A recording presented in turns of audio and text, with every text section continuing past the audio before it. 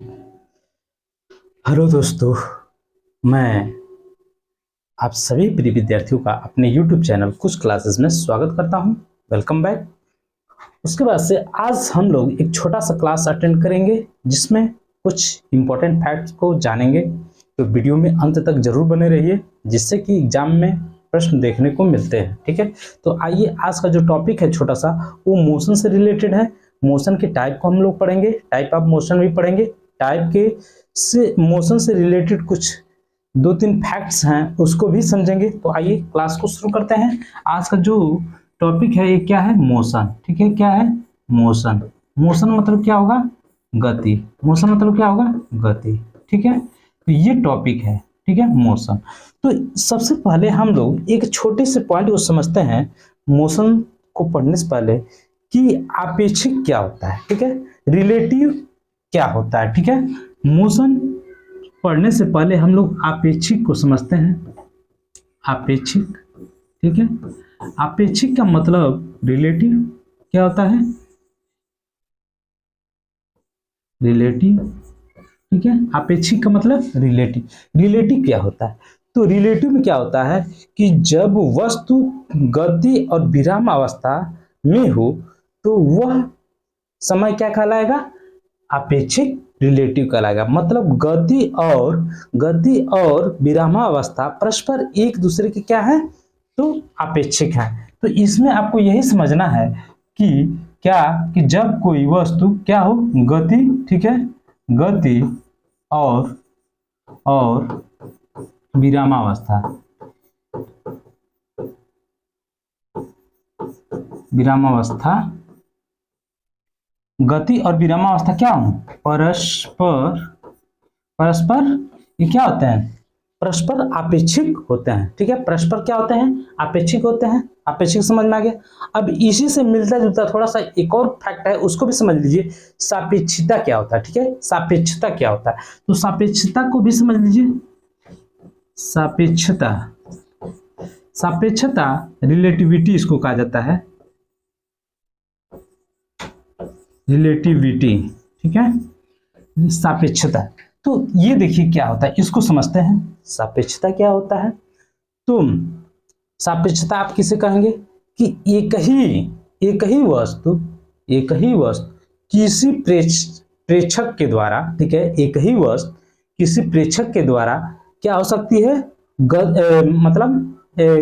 प्रेक्षक के लिए विराम स्थिति में हो सकती है जबकि दूसरे प्रेक्षक के लिए गति की अवस्था में हो सकती है। यही सापेक्षता होता है। आई होप आपको ये समझ में आ गया होगा कि इसमें क्या होगा, किसी वस्तु को, देखिए एक ही वस्तु किसी प्रेक्षक के लिए, एक ही वस्तु किसी प्रेक्षक के लिए किसमें हो सकती है? विरामा अवस्था में हो सकती है जबकि दूसरे प्रेक्षक के लिए गति की अवस्था में हो सकती है। आई होप आपको ये समझ में आ गया होगा कि प्रेषक, जैसे किसी वस्तु मतलब पहला प्रेषक जो होगा उसके लिए वो क्या हो सकती है? विरामावस्था में हो सकती है, तो दूसरे के लिए गति की अवस्था में हो सकती है। आई होप आपको क्लियर हो गया होगा। ठीक है, ये सापेक्षता होता है। ठीक है, अब सापेक्षता हम लोग समझ गए तो अब हम लोग शुरू करेंगे मोशन को, गति को। ठीक है, मोशन को समझते हैं, गति। ठीक है, मोशन गति को समझते हैं। ठीक है, मोशन गति को समझते हैं। तो मोशन या गति क्या होता है? जब कोई वस्तु कुछ समय में अपनी स्थिति में परिवर्तन लाते हैं। जब कोई वस्तु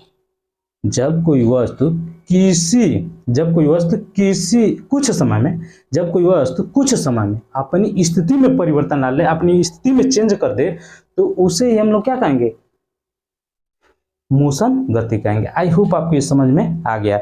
मतलब कि मैं यहाँ पे क्या कर रहा हूँ कि अपनी गति, मतलब गति में क्या कर रहा हूँ? समय के साथ परिवर्तन कर रहा हूँ। अगर यही मैं यहाँ पे खड़ा हो जाऊं तो ये क्या हो जाएगा? विरामावस्था हो जाएगा। लेकिन देखिए जब मैं चल रहा हूं तो कुछ समय भी तो आगे बढ़ रहा है, तो यही हमारा क्या कहलाएगा? गति कहलाएगा। तो इसीलिए इसकी डिफिनीशन को समझ लीजिए कि जब कोई वस्तु,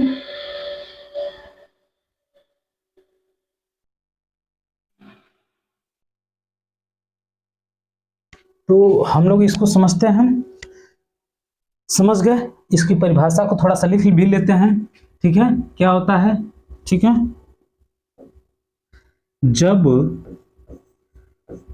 कोई, ठीक है, जब कोई वस्तु कुछ समय में, ठीक है, कुछ समय में अपनी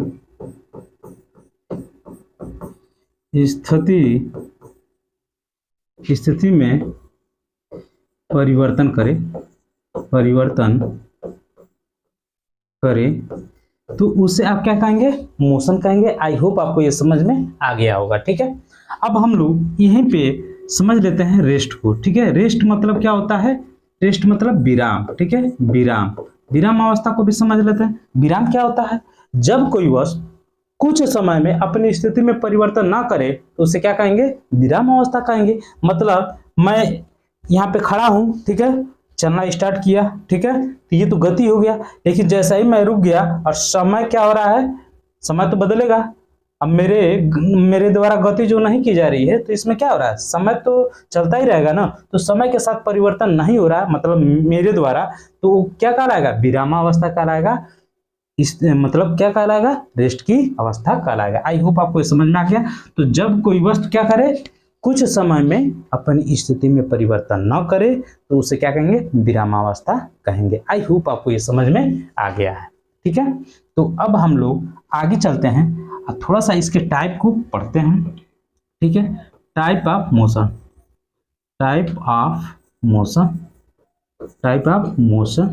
ठीक है। टाइप ऑफ मोशन ये कितने प्रकार के हैं, 3 प्रकार के, ठीक है। सबसे पहला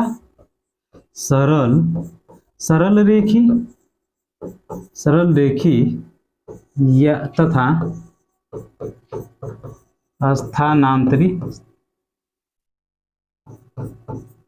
स्थानांतरी, ठीक है। इसको इंग्लिश में बोला जाएगा rectilinear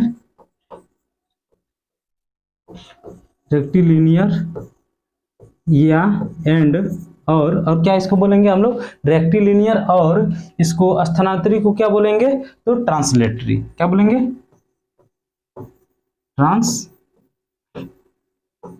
translatory. I hope clear हो गया होगा। दूसरे वाले को हम लोग पढ़ते हैं। दूसरा जो हमारा है वो क्या है, वृत्ताकार और घूर्णन गति, ठीक है। वृत्ताकार तथा घूर्णन गति, ठीक है। तो इसको भी इंग्लिश में समझ लेते हैं। ये हमारा सर्कुलेटरी और ये हमारा क्या, सर्कुलेटरी और रोटेटरी, ठीक है। सर्कुलेटरी और ये हमारा क्या है, रोटेटरी। आई होप आपको ये समझ में आ गया होगा। ये दूसरा टाइप था। तीसरा जो टाइप है हम लोग का वो क्या है, तो ये हम लोग का है, ठीक है। ये तीसरा जो हम लोग का टाइप है, दोलन तथा कंपन, ठीक है। दोलन तथा कंपन,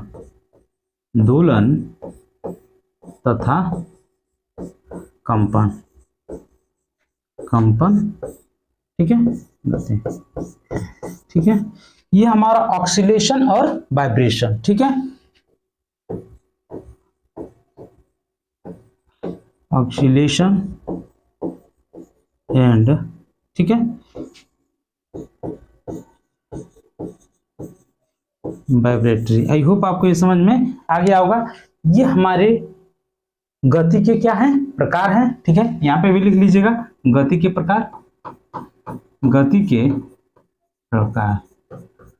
प्रकार, सबसे पहला सरल रेखी तथा स्थानांतरी गति, दोनों एक ही हैं। वृत्ताकार तथा घूर्णन गति, दोनों एक ही हैं। दोलन तथा कंपन गति एक ही है। इसको ऑक्सीलेशन या वाइब्रेटरी गति कहा जाता है। इसको सर्कुलेटरी और रोटेटरी मोशन कहा जाता है। इसको रेक्टिलिनियर और क्या कहा जाता है, ट्रांसलेटरी कहा जाता है। आई होप आपको ये समझ में आ गया है। अब हम लोग इन तीनों को एक एक करके थोड़ा समझ भी लेते हैं और इसके एग्जाम्पल को भी समझ लेते हैं, ठीक है। तो आइए इस पे पहला हम लोग समझते हैं टाइप को, ठीक है। सरल रेखी, ठीक है, सरल रेखी तथा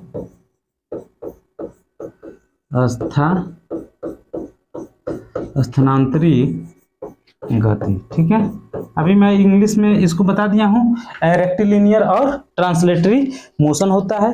तो इसकी परिभाषा क्या होगी, देखिए सरल, नाम से ही स्पष्ट इसकी परिभाषा है, ठीक है, कि सरल रेखी या इसको हम लोग बोलते हैं स्थानांतरी, मतलब जो सीधी रेखा में गति हो। जैसे जब सीधी रेखा में गति होगी तो आप उसे क्या कहेंगे, सरल रेखी गति कहेंगे। समझ में आ गया।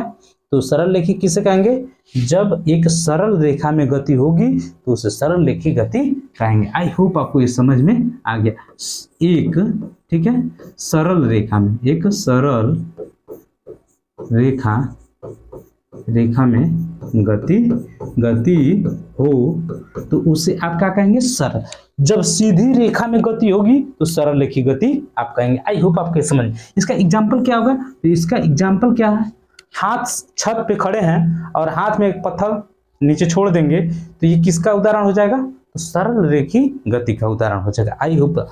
चाहे आप सीधे सड़क पे दौड़ता हुआ बालक, सीधे सड़क पे दौड़ता हुआ बालक, ये भी उदाहरण हो जाएगा सरल रेखी का। आई होप आपको ये समझ में आ रहा होगा। उसके बाद से सीधे सड़क पे, सीधे मार्ग पे चलती हुई कार, बस, ट्रेन, ठीक है, जब वो सीधे पथ पे चलेगी तब की बात हो रही है, ठीक है। अब नहीं वक्री काटती हुई, वृत्ताकार, ये सब नहीं करना है, ठीक है। जब सीधे ट्रैक पे, सीधे पथ पे क्या हो जाएगा, कार का चलना, बस का चलना, ट्रक का चलना, ये सभी के सभी एग्जाम्पल हो जाएंगे सरल रेखी के। तो लिख लीजिए क्या, सड़क पे, सीधी सड़क पे, ठीक है,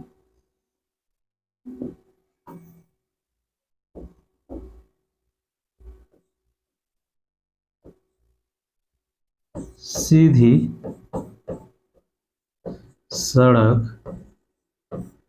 सड़क पर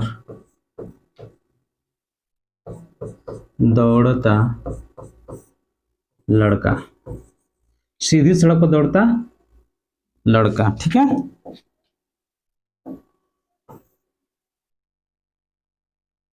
लड़का, ठीक है। तो ये हो गया, ठीक है, ये पहला एग्जांपल। दूसरा एग्जांपल समझिए, सीधी सड़क पे चलती कार, ठीक है, सीधी सड़क पर, ठीक है,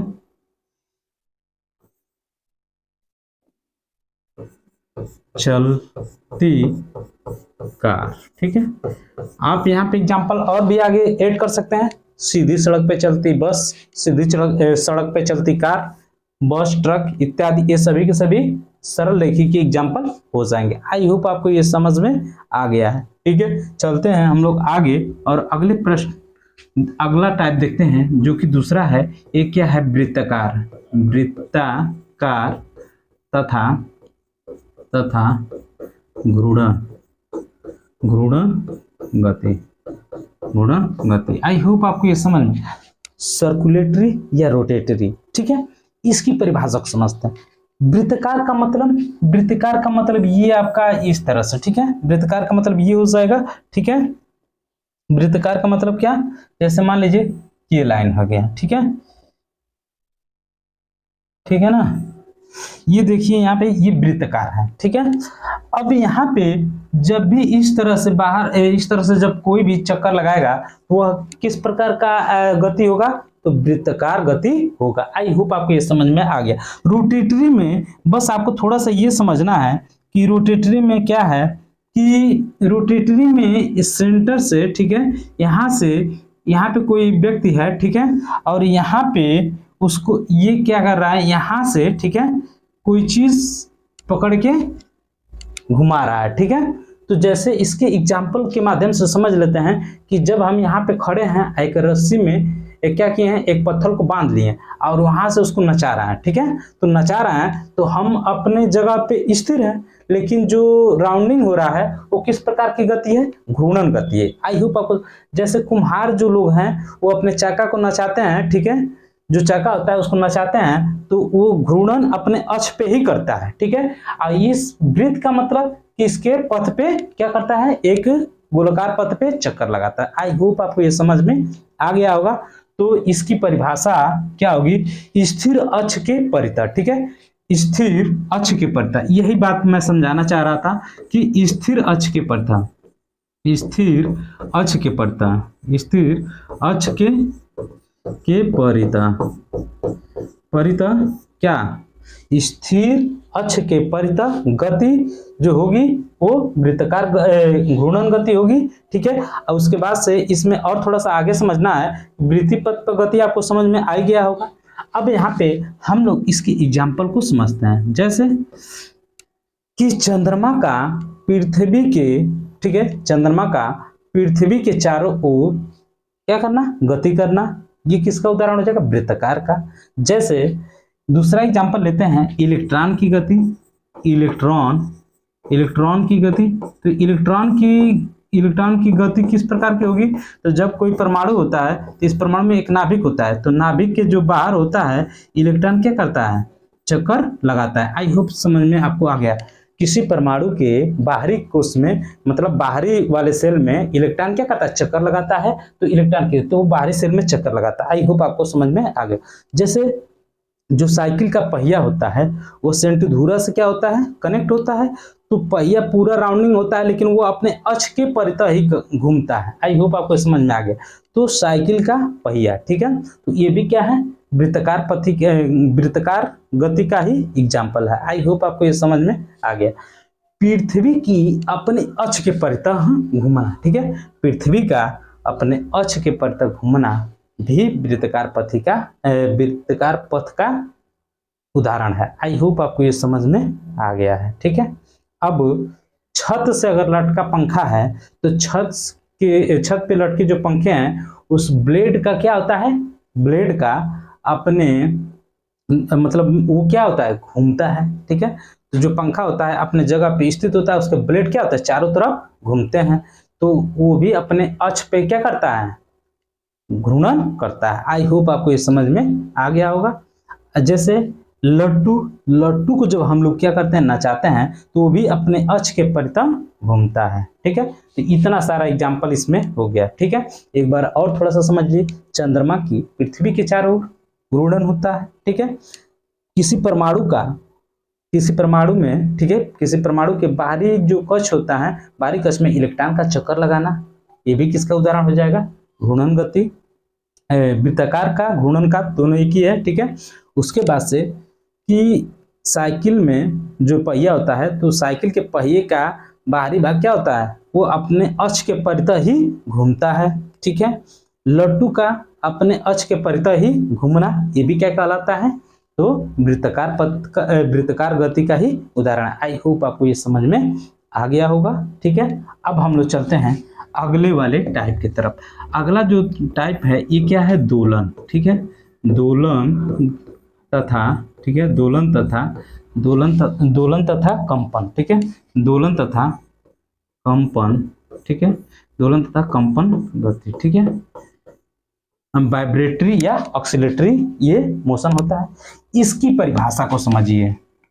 इसकी परिभाषा क्या होती है, जब कोई वस्तु किसी निश्चित बिंदु के, ठीक है, जब कोई वस्तु, देखिए यहाँ पे परिभाषा इसकी बनाते हैं हम लोग। जब कोई वस्तु, यहाँ पे एक वस्तु ले लीजिए, ठीक है, तो ये जो वस्तु है ना, इसको यहाँ पे पकड़ लीजिए। ठीक है, जैसे ही आप इसको एक साइड इधर लाइए, ठीक, यहाँ से अगर छोड़ेंगे तो फिर इतने ही दूरी इधर, ठीक है, ये इसी तरह क्या करेगा, घूर्णन करेगा। आई होप आपकी समझ में आ गया हो। तो जब कोई वस्तु, ठीक है, जब कोई वस्तु किसी निश्चित बिंदु के, ठीक है, किसी निश्चित बिंदु के, ठीक है, जब कोई वस्तु किसी निश्चित बिंदु के इधर उधर गति करे, ठीक है, इधर उधर गति करे, तो उसको हम लोग क्या कहेंगे, दोलन गति या कंपन गति कहेंगे। आई होप समझ में आ गया होगा। तो इसकी परिभाषा को भी लिख लीजिए कि जब कोई वस्तु, ठीक है, क्या हो, जब कोई वस्तु किसी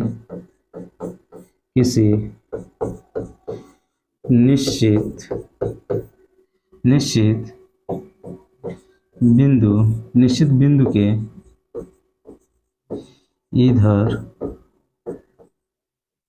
उधर क्या करे, गति करे तो क्या कहलाएगी, दोलन गति कहलाएगी। आई होप आपको ये समझ में आ गया। इसका उदाहरण क्या होगा, तो इसका एग्जाम्पल तो होगा जैसे पेंडुलम, ठीक है, पेंडुलम, ठीक है, पेंडुलम। उसके बाद से झूला, ठीक है, झूला, कौन झूला, बड़ा वाला नहीं, ठीक है, एक झूला आता है कि एक झूले में बैठते हैं, जो मछली वाला झूला होता है, तो एक इधर से जितना जाएगा उतना इधर से भी जाएगा, ठीक है, तो ये वाला झूला, ठीक है। तो पेंडुलम में झूला और झूले की गति, ठीक है, तो मैं लिख रहा हूँ झूले की गति। देखे होंगे आप मेला वाला में देखे होंगे कि एक गोला वाला झूला होता है और एक होता है राउंडिंग वाला गोला होता है। अब एक क्या होता है कि एक जगह बांध दिया जाता है और उसको नीचे उसमें से लटका दिया जाता है, तो इधर से उधर, मतलब क्या करता है कि वह एक तरफ से जितना जाता है उतना ही दूसरे तरफ भी जाता है। आई होप आपको ये समझ में आ गया, झूले की गति, झूले की गति। ये एग्जाम्पल बहुत महत्वपूर्ण है, इसको समझ में आ गया होगा आपको। मिलते हैं जल्दी ही अगले क्लास में, तब तक के लिए थैंक यू।